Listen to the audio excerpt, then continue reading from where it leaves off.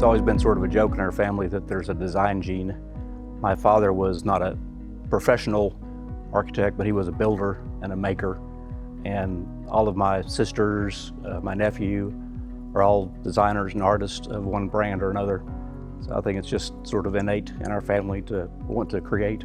One of the nice parts about Jeff is, he's a great mentor in that he's hands-off when you need him to be, but when you need to go to him for the advice or the help, he's there as a sounding board. Working with Jeff is neat because he will put himself in your shoes.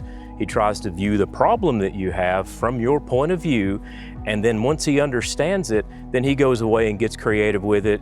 I think one of my favorite things about Jeff is his even temperament. He really loved to listen, and he was holistic in his approach in terms of really understanding from all different angles what the theater was trying to accomplish. I like working with teams of good designers and bringing the best out in them. And I see my role has always been sort of as the interpreter for the clients, working between them, the clients, and our designers to really bring out the best of both. I couldn't do a lot of what I do without Jeff. He's got a very practical mind, and but he allows the younger designers and other designers my age really get creative, but get creative within the constraints of the project. Of course, he's a talented designer himself, and I don't think a lot of people understand he's actually a registered architect and interior designer, and for a lot of years led the interior design portion of the firm. When I was a child, I drew all the time. When I could start using scissors, I started making models and 3D pieces. And when I figured out somewhere in middle school what an architect is, that's what I knew I wanted to be. He has a way of just kind of making himself part of the team in a very non-intrusive style, and before you know it, he's literally wearing one of your jerseys, and you just didn't, you never knew he was on the team. We wouldn't have an interior design department without Jeff Johnson.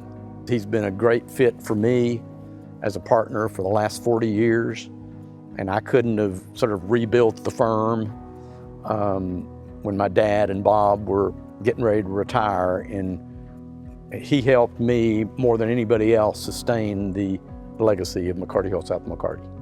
He, from a mentor standpoint, wants it to be your design, right? Wants it to be the young person's project. It's such a gift to the community that the design team and that Jeff gave in their work at this place, and I'm just so thankful for it. I think his talents I may not have as much of. I think I help him in some of my talents, so I think that's a true partnership, is when you have two people that aren't the same kind of people, but when they really, their strengths really help each other. He's gone about it in a very humble way and kind of under the radar to a lot of people in our industry. So I think this is a great opportunity to sort of celebrate that body of work and help people understand what an impact he's had in Knoxville and within this great firm. Jeff is Jeff when you're at the office.